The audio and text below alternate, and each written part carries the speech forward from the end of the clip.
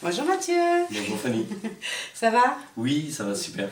Alors, je vous présente Mathieu, que je vais interviewer. Mathieu, c'est quelqu'un que j'aime énormément parce qu'il est très simple, il est très authentique et c'est quelqu'un pour qui j'ai énormément d'admiration. Voilà. Et c'est également lui qui me forme à tout ce qui est énergétique, etc. Donc je suis très très fière d'être avec lui aujourd'hui. Merci, merci pour ta confiance. Et c'est un plaisir pour moi d'être présent et voilà, d'essayer d'apporter des clés aux personnes qui te regardent. Donc je suis ravi de ce que tu m'invites à faire avec toi. Voilà. Ouais, alors en fait, je voudrais te parler, je voudrais en fait que tu nous expliques un petit peu qui tu es, ton parcours et puis voilà, Alors, qu'est-ce que tu fais? donc voilà, Mathieu Boulboul. Alors, moi, au niveau de mon parcours, en fait, j'étais dans la finance, en fait, finance de marché, finance d'entreprise. Donc j'ai travaillé auprès de trois grandes banques françaises que vous connaissez tous. Euh, et les gens en fait dissociaient. Parce que en même temps que je faisais ça, j'ai fait énormément de formations avec mon père, Serge Boulboul, qui fait beaucoup de travail, comme tu le sais, sur tout ce qui est développement des facultés psychiques et spirituelles. Et, et donc j'avais un aspect où je vivais en école de commerce avec tout ce qu'il y a, avec une superficialité. J'étais un peu dans le monde des finances, après dans l'accompagnement des personnes en fait, dans leur finance perso et professionnelle en fait, auprès de la société générale. Et j'avais cette dichotomie en moi sur j'aime la vie, j'aime construire en fait sur le terrain, j'aime rendre tout projet réalisable. Et réalisable sur un aspect financier, sur un aspect structurel, comment on fait pour déployer les choses dans la matière. Et j'avais aussi cet aspect spirituel, quand on est connecté en fait là-haut avec son âme, avec ses parties de soi plus évoluées, ça nous remplit d'un amour qui est divin en fait. Et je trouvais ça génial de... J'ai jamais été... Il y a beaucoup de gens qui sont très dans le spirituel et qui manquent d'ancrage, et d'autres qui sont très dans l'ancrage et qui manquent de connexion, de sens à leur vie. Et je trouve ça génial parce que avec le recul en fait, j'ai un parcours qui me permet de combiner les deux et d'accompagner des gens qui ont du mal à réaliser parce voilà, je pense par exemple à des directeurs, directeurs d'établissement, ils ont du mal à être structurés, donc je les aide sur la structure. D'autres, je les aide à se connecter, et donc je trouve ça génial, ça me permet de toucher plus de monde. Voilà. C'est génial ce que tu me dis parce qu'en fait, justement, je voulais savoir au niveau de la vie, comment on fait pour avancer en fait vers ses rêves comme ça, malgré le fait que des fois on est un petit peu à côté de notre chemin. Alors, avancer vers ses rêves, je pense que la base, c'est connaître ce qui nous appelle en fait, ce qui vibre en nous. Et c'est se connecter un petit peu à son intuition, à son cœur en fait, de dire tiens, ce truc là je sais pas pourquoi, j'ai pas d'explication forcément rationnelle, mais ce truc, j'ai un rôle à jouer, ça m'appelle. C'est comme si ça m'aimantait en fait. Je me sens attiré, j'ai envie d'être dans cet environnement, je me sens appelé par ça. Et donc dès qu'on a cet appel, ces choses qui nous aspirent, qui nous font vibrer en fait à l'intérieur de nous, là tout de suite j'ai cette ligne directrice en fait, c'est comme si ça m'éclairait un chemin. J'ai ce chemin et après c'est comment je le réalise en fait, comment je le rends concret et comment je le fais vibrer complètement en moi en fait. Comment cette chose en fait qui m'appelle, j'en fais ma réalité du quotidien et qui me nourrit en fait. J'incarne mon aspiration en fait. Et ce qui permet justement d'aller vers sa propre lumière, c'est ça? Vers son propre chemin en fait. Et les gens en fait, plus ils écoutent leur intuition, plus ils ont leur chemin de facilité, ils évitent les gadins. Et, enfin, on est avertis, on a des sens en fait, donc clairvoyance, clairaudience, on a le clair ressenti, tout ça c'est des avertisseurs sur notre chemin en disant mais tiens, ça c'est un chemin qui est fait pour toi, ou ça c'est un chemin qui t'appelle moins. C'est comme si en fait pour les véhicules, certains roulent avec des feux de position. Le fait de se connecter un petit peu à sa spiritualité, à ses sens en fait, à ce qui se passe, au feedback, à son chakra du cœur, tout ça, ça va te donner des feux de route en voiture, alors que d'autres sont en feu de position. Et Ouais. donc, ça te permet d'aller vraiment avoir une vision beaucoup plus longue, en fait, et plus nourrissante sur ce qui t'appelle au fond de toi, en fait. Et justement, en fait, des fois, quand on va pas vers ça, alors je voudrais savoir, avoir ton avis justement sur ça, quand tu vas pas vers justement ce qui te fait vibrer, ce qui t'inspire vraiment, ça crée des blocages, ça crée des maladies aussi, même. On peut arriver jusqu'à la maladie quand on ne va vraiment pas sur son chemin. Alors, je pense qu'on est des explorateurs. Je pense pas qu'on est du premier coup, ah bah tiens, je fais une fois et tout est parfait, et c'est mon chemin, et j'ai qu'un seul métier. Les nouveaux diplômés aujourd'hui, ceux qui ont des masters, il y a beaucoup d'études qui montrent qu'ils n'ont pas envie d'être haut placés, des cadres supérieurs dans des grosses boîtes, en fait. Ils ont besoin de liberté, ils aspirent à autre chose. Et donc, aujourd'hui, c'est... moi, là, par rapport à ce que tu dis, le bon ou le mauvais chemin, je mets des bémols, en fait. Parce qu'il y a notre chemin qui nous appelle, mais parfois on n'est juste pas prêt, on a besoin d'étapes intermédiaires, en fait. On a besoin Oui. de vivre certaines expériences Mhm. pour atteindre ce niveau-là. C'est comme si on était là au niveau de notre conscience, notre chemin qui nous appelle est là, Mhm. et donc on se dit, mais mince, c'est pas encore accessible. Et donc pour ça, là, d'ici, on va explorer, on va essayer de faire ce qu'on peut, on va essayer d'évoluer, et on va essayer de rejoindre ce qu'on a besoin pour atteindre ce chemin. Est-ce que tu D'accord. vois ce que je veux dire? Oui, complètement. Complètement. Mais du coup, en fait, comment, moi, ce qui m'intéresse, c'est comment se crée des blocages, des maladies, des choses, en fait, c'est lié à quoi? Et du coup, est-ce que ça serait pas lié à, justement, le fait de ne pas être en accord avec nous-mêmes? Alors, tu as tout à fait raison de souligner ça, c'est une excellente question. Euh, pour terminer, juste pour le bon chemin, le mauvais chemin, c'est clair et net que si on fait quelque chose où on se lève le matin, où on rumine, on en a marre, c'est difficile, etc. Et toute sa vie, on fait ça. Alors, sachez que même dans ces épreuves-là, ben, on se construit en fait, on se renforce. Ouais. On se renforce, mais c'est pas évident en fait. On a comme un fil sur lequel on se renforce et c'est positif, Mhm. mais en même temps, bah, on peut subir et ça peut nous détruire. Et Ouais. toute expérience est comme ça en fait, dans cette variable regarde, je rencontre beaucoup de gens qui sont hypersensibles, Mhm. hypersensibles de plein de choses, et dès qu'il se passe quelque chose d'émotionnel, les gens ils sont hyper mal. Ouais. Et donc cette hypersensibilité, ils ont besoin de la maîtriser. De je subis mon hypersensibilité, ils commencent à la contrôler. Donc ce chemin, il n'y a pas de mauvais chemin.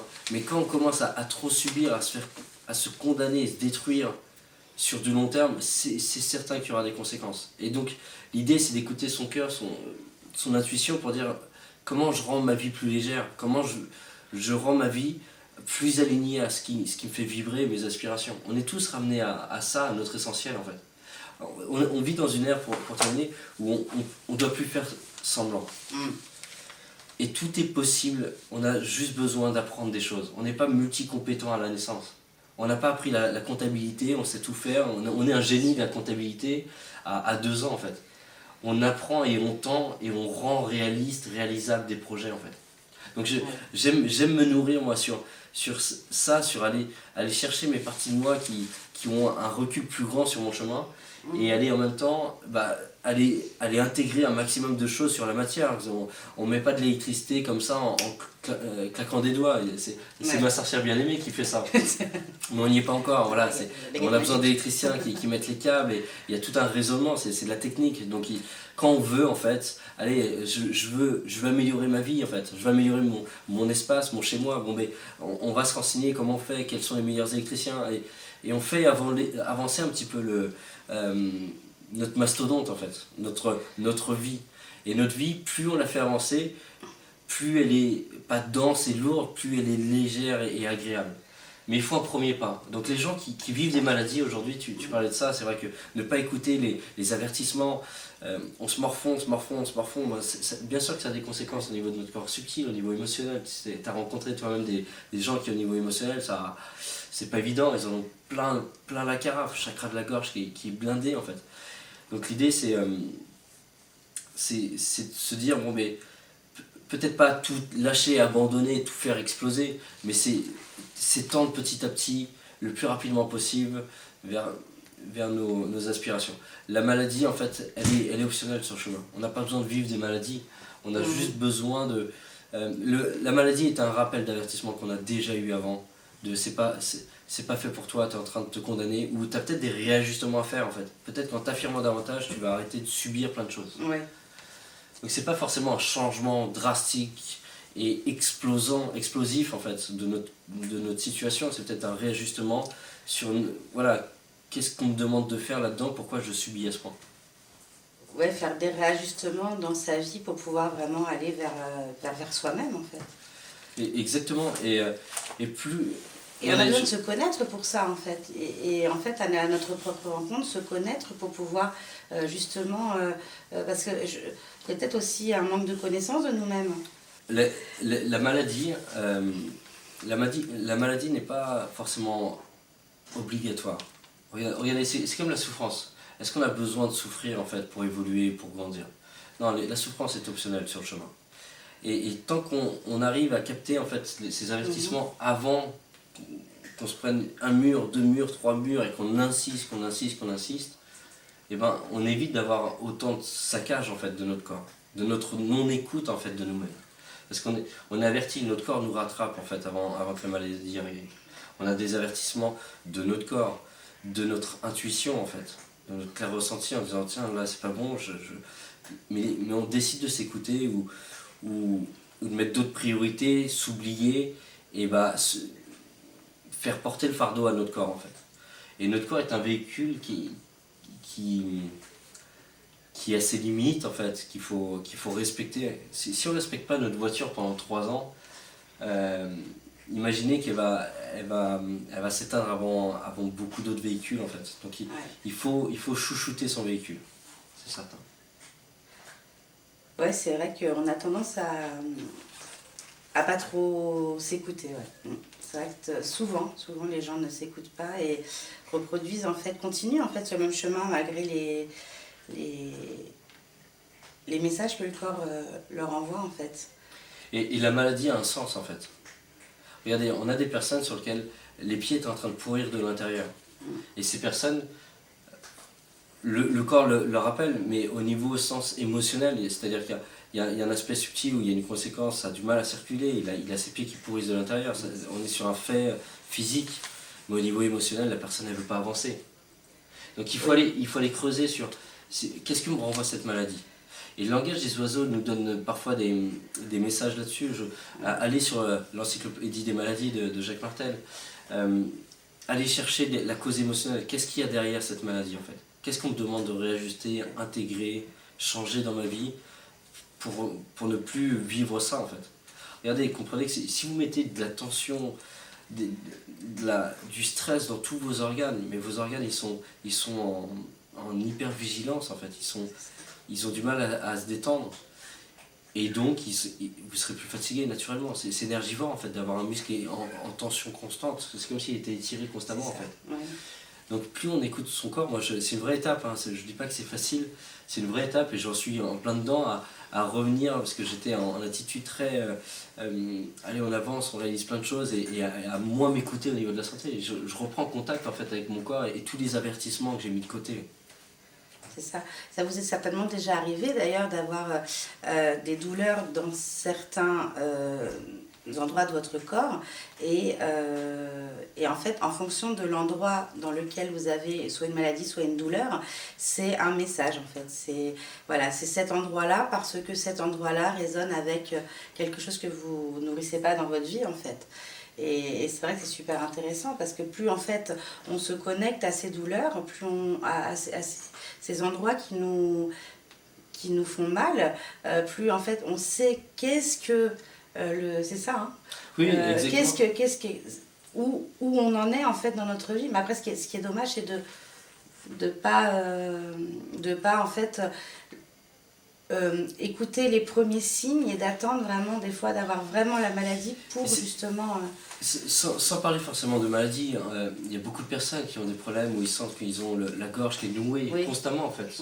Donc on n'est pas sur le degré maladie en tant que tel, mais on est sur de l'inconfort et une non-circulation dans notre corps en fait.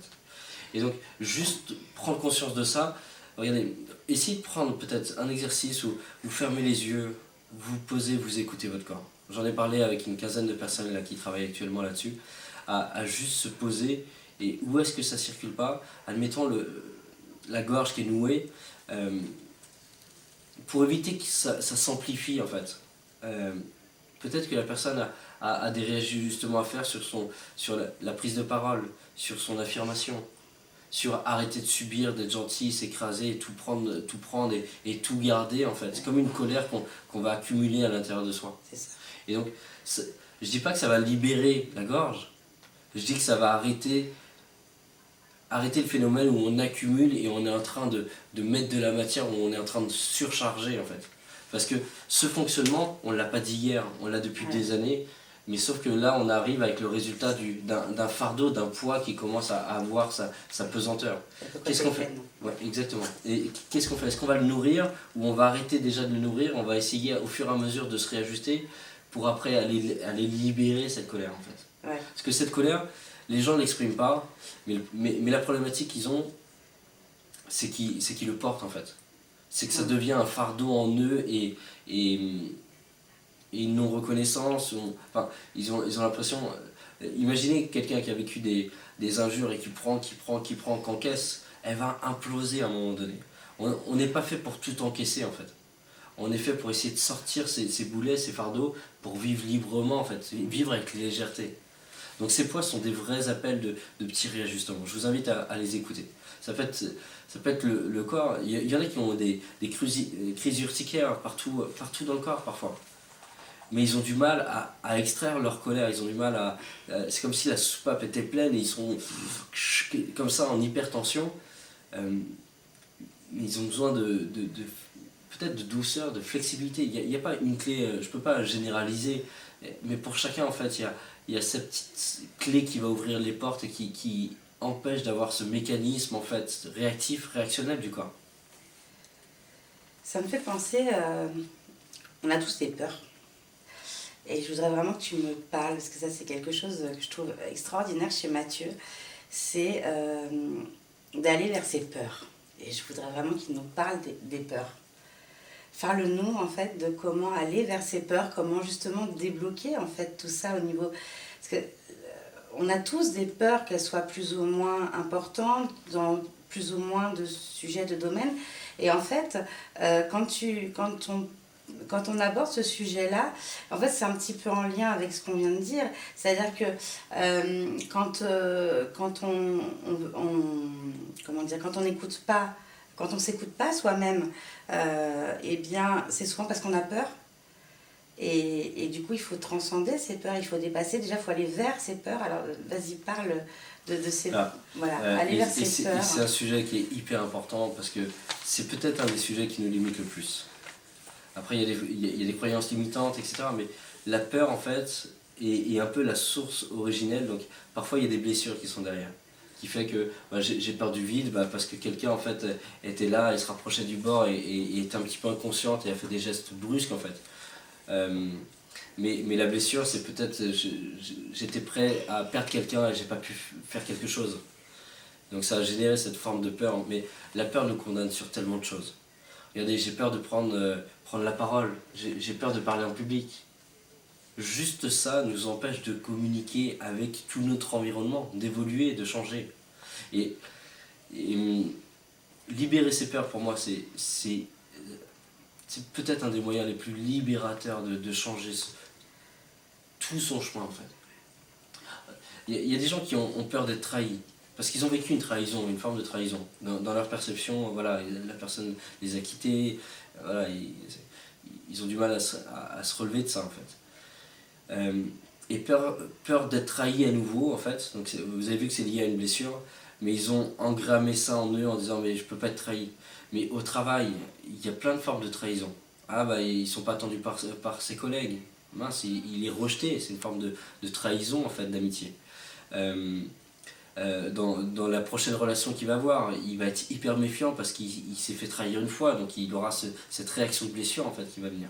Et donc il faut aller libérer en disant mais c'est pas parce que j'ai vécu une fois que ça va se reproduire. Et ce que tu dis, donc effectivement, moi j'aime aller à l'encontre de mes peurs parce que ce qui n'est pas réglé va réagir au niveau subconscient dans toutes nos actions. j'ai peur, regardez, je vais vous parler, donc il y a différentes peurs, il y a des peurs au niveau des animaux, au niveau situationnel, donc du vide, de l'eau, au niveau émotionnel. Euh, peur d'un animal, par exemple, des gens qui avaient peur des oiseaux, qui disaient mais je peux surtout pas sortir à Paris ou quoi que ce soit, ça hors de question, les oiseaux vont me faire dessus. Et c'est... En plus, c'est un vrai cas qu'on a eu. Hein. Donc la personne ne pouvait pas sortir dehors, aller en forêt. Non, c'est même pas le cas Ah non, on avait parler. parlé, qui était libéré déjà sur une grande partie de sa peur, parce que dès qu'il y avait une approche d'un oiseau, elle réagissait avec énormément de compulsion.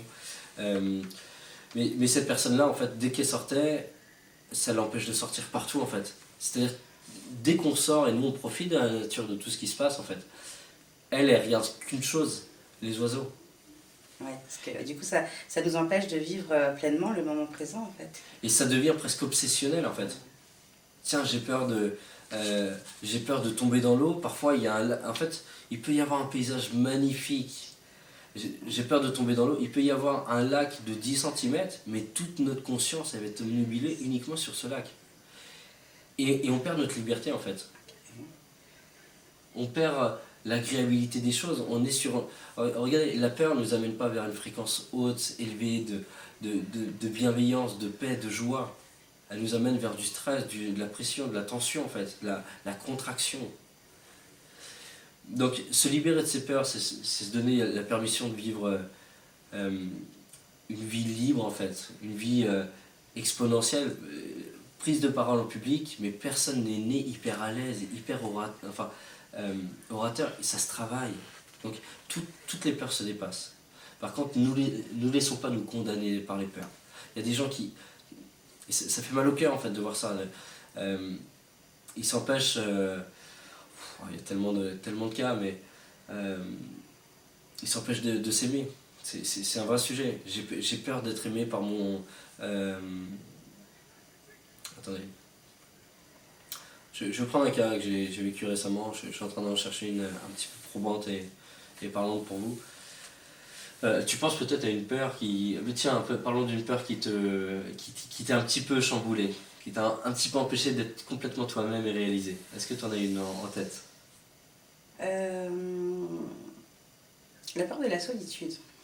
La peur de la solitude. Ou la peur éventuellement de ne pas réussir dans ce que je veux faire. Donc ouais, ça peut être l'une des deux. C'est une des... On va prendre la peur de la solitude. Peur de la solitude, en fait, est-ce que tu avais des moments où tu étais juste toi posé, à parfois ne rien faire, et tu vas chercher toute chose pour essayer d'empêcher le vide? Ah oui, ça t'arrivait d'avoir ce phénomène-là? C'est-à-dire que moi je suis toujours en mouvement, il faut toujours que faut pas qu'il y ait de temps mort. Il n'y a pas de temps mort. On empêche le silence. Et le silence et la paix intérieure, c'est un indispensable pour se retrouver, en fait. Et donc, si cette peur du vide est présente, c'est le vide, hein, c'est ça? Ah oui, et ben, ça t'empêche d'aller au-dedans de toi-même, d'aller retrouver cette sérénité. Et on vit toujours dans le stress et dans la non-écoute aussi de son corps. Parce qu'on n'entend pas les messages quand on est toujours en mouvement. C'est quand on est dans le silence et dans le recueillement qu'on est beaucoup plus assidu sur tiens, qu'est-ce qui se passe, qu'est-ce que mon corps me dit. Donc cette peur, en fait, peut à terme, si elle est énorme, elle va générer des maladies. Parce que le repos, pour elle, sous une certaine forme, elle le condamne si elle a peur du vide.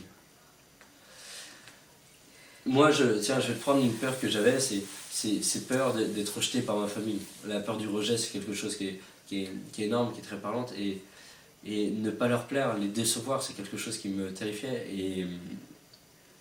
Et le fait juste de me dire, bon, ben, je fais ce que je peux, et s'ils apprécient ou pas, quelle est mon intention? Voilà, j'ai pas besoin d'avoir leur accord tout le temps, sinon je suis hyper limité, j'ai besoin de leur consentement, et je suis un petit peu...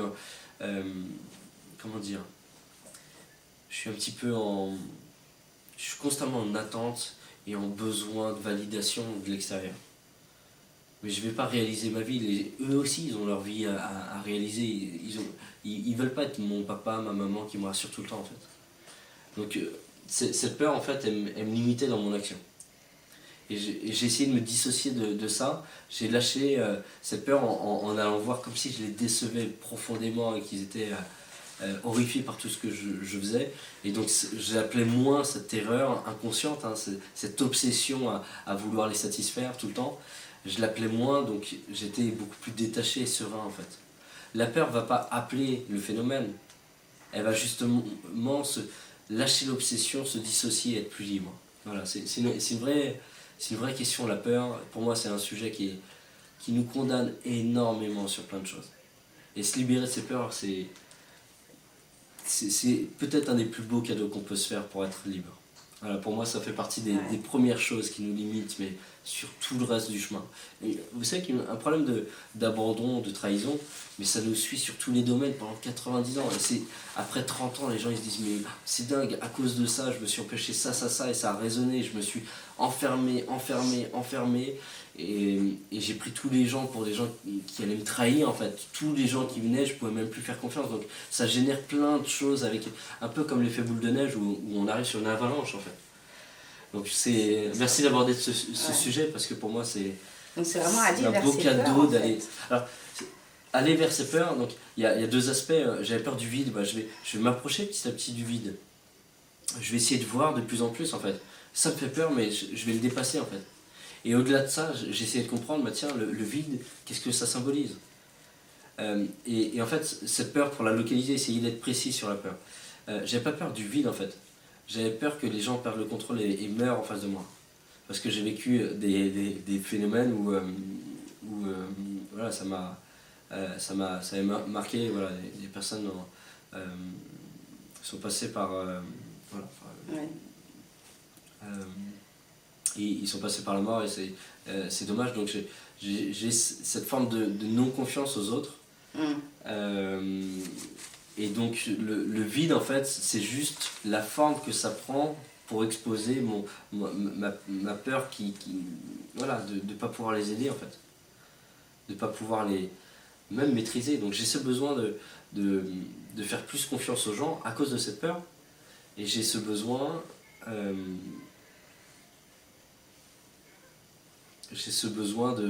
d'aller aider les gens et justement de faire plus confiance aux autres et à toi aussi. Faire confiance que toi tu peux aussi tu peux aussi y arriver en fait, tu peux aussi arriver à gérer la situation. Exactement. Ouais, que en fait ok, faire confiance aux autres, mais que bon, au pire, même si ça se passe pas forcément bien, toi tu vas réussir à gérer. Ouais.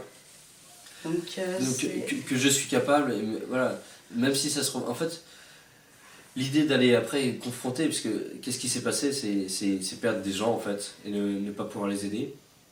C'était plus ça la peur, c'est sous la forme de la peur du vide, mais ne pas pouvoir aider les gens, j'étais en mode sauveur, mais pendant des années, à me sacrifier, à parfois ne plus dormir pour essayer d'en aider un maximum en fait. Et j'ai l'habitude de travailler sur plein d'urgences qui sont assez lourdes, mais où est ma place en fait? Quand est-ce que je pense à moi? Quand est-ce que je m'écoute en fait? Et si je suis pas à l'écoute de mes besoins, donc j'étais dans cette addiction et cette volonté d'essayer d'aider un maximum de gens, et pour moi c'est un vrai cadeau et je garde ça en fait, mais je l'étais trop à ne plus me respecter, à ne plus avoir de limites pour ça, et ça répond à cette peur. Donc déverrouiller cette peur, juste ça m'a aidé à me poser, à dire bon je fais ce que je peux, je suis pas le seul en fait, et parfois le meilleur moyen d'aider la personne c'est qu'elle s'aide elle-même en fait. Donc j'ai pas tout pouvoir, je suis pas le super héros qui va sauver tout le monde, c'est pas le but. Parfois on a besoin d'un coup de boost qui est hyper important, mais parfois la personne, mais c'est un cadeau de la laisser face à ses difficultés et qu'elle les surmonte elle-même. Je connais bien, hein. Parce qu'une fois je lui ai demandé de m'aider et qu'il m'a dit d'accord, attends, je vais le faire, et puis après il m'a dit dans la foulée, hein, non, je sais que tu es capable de le faire, donc eh bien tu vas le faire toi-même, parce que bon, déjà d'une part c'est une marque de confiance de lui vers moi, de me donner en fait la possibilité de le faire, parce qu'il sait que je suis capable, mais en même temps, ça me responsabilise et puis lui, ça lui permet en fait, le fait de dire non, c'est pas forcément qu'on veut pas aider la personne, au contraire, des fois, c'est plus un cadeau de dire non que de dire oui en fait. Et ça, c'est hyper important. Et Fanny, c'était une période à ce moment-là où elle était en hyper demande d'information, d'approbation des autres. Et moi, comment mieux la servir en fait? Elle est capable de plein de choses, mais elle disait mais les autres sont peut-être meilleurs que moi ou savent mieux faire. Et donc elle se permet pas d'évoluer si elle est en train de confier tout ce qui peut rendre sa vie plus légère aux autres. Parce que moi, si je l'aide, le lendemain, je ne serai pas là, je ne serai pas avec elle. Et le meilleur moyen de t'aider, c'est que tu reprennes toi, ta volonté de faire, tu fasses ta part en fait. C'est ça. Et tu as eu beaucoup de courage d'accepter ça parce que c'est pas évident qu'on te renvoie ce genre de choses. Moi-même, j'aimerais tellement aider, Ouais. mais en même temps, je me suis dit, mince, je rentre dans un jeu qui n'est pas le plus efficace pour elle. Ouais. Mais c'est vrai que du coup, ça m'a poussé au contraire à me dire, déjà ça m'a redonné confiance, que je me suis dit, bah, il est quand même, il pense que je suis capable de le faire. Bien sûr. Donc déjà, voilà, c'était et t'en énorme. étais capable. Et ça a été. Et je voulais que tu apprennes et tu ouvres ça, tu te permettes cette ouverture pour ça. Et tu as vu que depuis que tu te permets d'avancer toi-même vers les choses, tu te sens de plus en plus forte, autonome, en confiance avec toi-même. Donc, Énorme cadeau. Énorme cadeau. Si vous avez possibilité de dire non, dites non. Je vous assure, des fois c'est le plus beau cadeau que vous pouvez faire à quelqu'un, voilà, par amour, parce que voilà, pour qu'il puisse se réaliser, vraiment. Et ça, c'était vraiment top. C'est un beau message qu'elle dit. On a tout ça. Hein.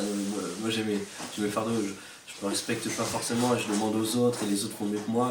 Et non, parfois, c'est à moi de prendre en charge. Parfois, je dois les déléguer en fait. Le juste équilibre. Mais si je suis dans l'hyper-validation et l'hyper-demande à l'extérieur, non, je dois reprendre aussi ma part.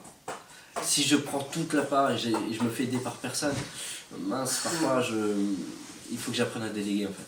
À faire confiance. Avant, par rapport au chemin. Toi, t'as pris ta force en fait. Ouais. T'as fait par toi-même et tu t'es permis d'évoluer. C'est ça. Tu t'es permis de prendre plus confiance en toi. C'est vachement et de dire inconfortable, je quand peux même. le faire en fait. C'est vraiment très inconfortable. Quand, c'est vrai qu'en fait, dans ces moments-là, on sort vraiment de notre zone de confort et je pense que c'est vraiment indispensable. Parce que j'étais rentrée dans une zone de... J'étais restée dans ma zone de confort. Mathieu, il était là pour m'aider, j'avais mes amis qui m'aidaient, etc. Et en fin de compte, au bout d'un moment, tu finis par... voilà, quand tu as Mathieu qui te dit écoute, non, je te fais confiance, je sais que tu vas y arriver. Et en fait, tu es obligé de sortir de ta zone de confort. Voilà. Et ça permet en fait après de lancer l'impulsion sur le chemin. Pour pouvoir, en fait, ça donne la petite étincelle pour allumer le feu. Et en fait, à partir du moment où tu m'as dit non, que j'étais capable de le faire, ça m'a donné ça m'a ouvert le champ des possibles, en fait. C'est-à-dire que je me suis dit que si je pouvais le faire sur moi, si tu me faisais confiance pour le faire sur moi, j'avais la possibilité de le faire sur plein d'autres personnes. Et depuis, j'ai eu l'opportunité de pouvoir aider d'autres personnes. Que je n'aurais peut-être pas eu cette confiance-là avant. Et vraiment, aller vers ses peurs, c'est super important, quoi. Et c'est une permission, en fait. C'est de dire, tiens, dès que tu es capable, tu vas toi-même... regardez, le meilleur moyen de servir les gens aujourd'hui, on n'a plus de temps à perdre, en fait. Les gens n'ont plus. C'est pas donner du poisson tous les jours aux personnes. C'est les rendre leur apprendre à pêcher. Oui, leur apprendre à pêcher. Voilà. Les rendre autonomes. C'est ça. Les rendre capables. Parce que ils évolueront tout le temps en fait. Ils vont chaque jour améliorer plus leur canne à pêche et ils seront de plus en plus efficaces. Ça ira beaucoup plus vite pour eux et donc pour les leurs parce qu'ils vont pouvoir aider leurs proches. Voilà, ça commence par ça en fait. Mais l'idée, il y a des gens qui se gâchent parce qu'ils... Enfin qui se gâchent, c'est une forme de se gâcher parce qu'ils vont pas se permettre, ils vont faire appel qu'aux experts parce qu'ils n'ont pas le niveau de l'expert. Mais l'expert il a commencé par la ceinture jaune, par la ceinture blanche. Dans tous les arts martiaux en fait, on n'est pas ceinture rouge du jour au lendemain. On a franchi des étapes en fait, des stades. l'idée principale, c'est commencer à rentrer dans votre initiation d'arts martiaux, en fait, dans votre discipline. Vous allez évoluer. Et parfois, bah, tiens, de demander un avis, en fait, de demander un coup de boost d'un sage, d'un ceinture rouge, vous fera gagner du temps et une plus grande maîtrise, en fait. Mais le principal, c'est prenez votre chemin en main. C'est vous qui êtes maître de ce qui vous allez devenir demain. Regardez, si je le fais pour Fanny, il y a une partie de moi qui est aussi content parce que j'évolue, mais plus je vais expérimenter, plus je suis efficace et plus j'aide un maximum de gens. Mais plus elle le fait sur elle-même, plus elle évolue. Donc, travailler sur elle l'empêche d'évoluer, dans une certaine forme. Et mon but, c'est qu'elle soit autonome, épanouie, déployée et qu'elle fasse un maximum de bien autour d'elle. Qu'elle soit rayonnante, en fait. Qu'elle revienne sur sa partie épanouie, qui est capable de tous les champs possibles. Ça serait extrêmement extraordinaire parce qu'en fait, on a vraiment une possibilité. C'était une coach que j'aime beaucoup qui disait en fait, tout s'apprend. Exactement. Tout s'apprend. Tu apprends la communication, tu apprends la pâtisserie, tout s'apprend. Tu apprends à marcher, des fois tu réapprends à marcher quand tu as un problème de santé. C'est extraordinaire, tout s'apprend et je pense qu'il ne faut vraiment pas avoir peur d'avancer. Parfois on se croit seul là-dedans, en fait. Parfois on croit qu'on est le seul à avoir une difficulté là-dessus, mais c'était la difficulté de Fanny, mais on a tous nos points de limite, en fait. Et pour moi qui ai un peu plus l'habitude, je me dis, ah, c'est pas grand-chose. Mais pour elle c'est énorme, et pour moi ce qui est énorme n'est pas grand-chose pour elle. C'est-à-dire que dites-vous quand vous avez votre peur, chacun a cette limitation, en fait. Donc soyez tendre avec vous-même, arrêtez de vous fouetter, donnez-vous de l'amour et de la tendresse, en fait. Ah, je vois ça, je constate ça. Bon, mais chaque jour, je vais me donner un peu plus de tolérance, d'amour, où je vais essayer d'expérimenter un peu plus, me faire plus confiance, en fait. Et ça va venir, en fait. Mais t'es pas la seule et les personnes qui nous écoutent, on est jamais seul, en fait. Et allons chercher des ceintures rouges pour nous booster, mais principal, faisons déjà le pas. Faisons tout ce qu'on peut nous-mêmes, c'est ça qui nous fait évoluer. Notre